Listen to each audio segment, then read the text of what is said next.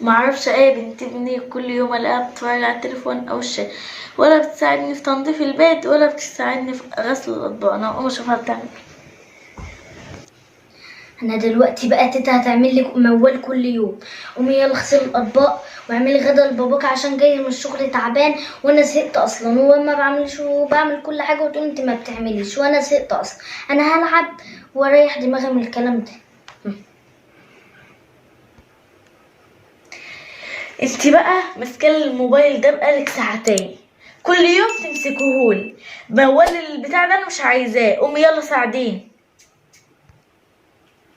ودلوقتي انا يا ستي بقى كل مره يا تيتا انا اللي بغسل المواعين وكل مره انا اللي بعمل كل حاجه، انت ما بتعمليش حاجه وانا زهقت، انا مش قايمه عامله حاجه. يا بنتي انت عارفه ان انا هبطانه وكبرت في السن مش هعمل. فقومي اعملي يلا وحضري الغدا لباباكي. يا تيتا انا زهقت يا تيتا، انا اللي بعمل كل يوم يا تيتا، انا طب سيبيني النهارده راحه واعمل لك والله بكره. يا بنتي قوم، يا بنتي قومي اعملك اي حاجه، يا بنتي اعملك اي حاجه. ابوك زمانه جاي، قومي اغسلي الاطباق اللي جوه دي ما اتغسلتش. قومي. يا تيتا حرام عليكي، حد بيغسل المواعين في الشتاء يا تيتا؟ حد بيغسل الاطباق في الشتاء يا تيتا؟ والنبي يا تيتا سيبيني شويه بكره هعمل لك، سيبيني النهارده راحه. طب والغدا اللي عايز يتعمل لابوكي ده والاطباق اللي ماليه الدنيا؟ يا تيتا والنبي ارحميني ارحميني، الدنيا برد الدنيا تلج. بصي انا تعبت، سيبيني والنبي النهارده راحه والنبي انا بردانه. وانت ما تعبتيش من التليفون وساعه الاكل ما بتبقيش بردانه؟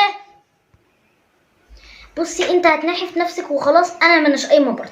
نحي في نفسك وخلاص، هاتلكم شغاله، انا ماناش قايمه برضه. وانت هتنحي في ستك الكبيره، انا هشوف حد بقى اديله ال20 جنيه دي التانية ويطبخ لي ويغسل لي الاطباق.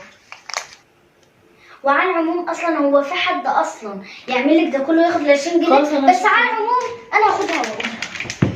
كويس بقى اللي يا باشا نتفرج شويه. ده كانت بتتفرج على حاجات روعه. بصي انا غسلت الاطباق وروقت الشقه وعملت بقى الغدا وعملت كل حاجه. انت بتعملي ايه تاني بسرعه؟ بتعملي ايه؟ ابدا، هو انت صحتي؟ انا كنت بس بشوفك انت بتتفرجي على ايه. والله هات كده وكده وكده اهو. وانت عم اوريك ازاي تعملي الملوخيه يا حاجه يا كبيره انت. يلا ازاي تعملي الملوخيه بطريقه الست المصريه؟ ازاي؟ انا اقولك. هتجيبي حزمة ملوخية او جاهزة مجمدة يا عينيا، وتجيبي شوربة يا عينيا. ازاي تعملي الملوخيه؟ شفتوا القصه بتاعتي انا وجدتي، وطبعا لو عجبتكم اكتبوا لي في الكومنتات. طبعا انا ما قدرتش اصور لكم في الاول عشان طبعا قلت اما نخش في القصه على طول. طبعا ما تنسوش تشتركوا في القناه وتفعلوا زر الجرس ولايك وشير عشان اوصل لكم كل جديد. طبعا لو عجبكم القصه قولولي، وطبعا اعمل لكم حاجات تانية. طبعا لازم نحترم الكبير عشان الكبير طبعا تعب وكده ولازم نساعده. ولو عجبتكم اكتبوا لي في الكومنتات. باي.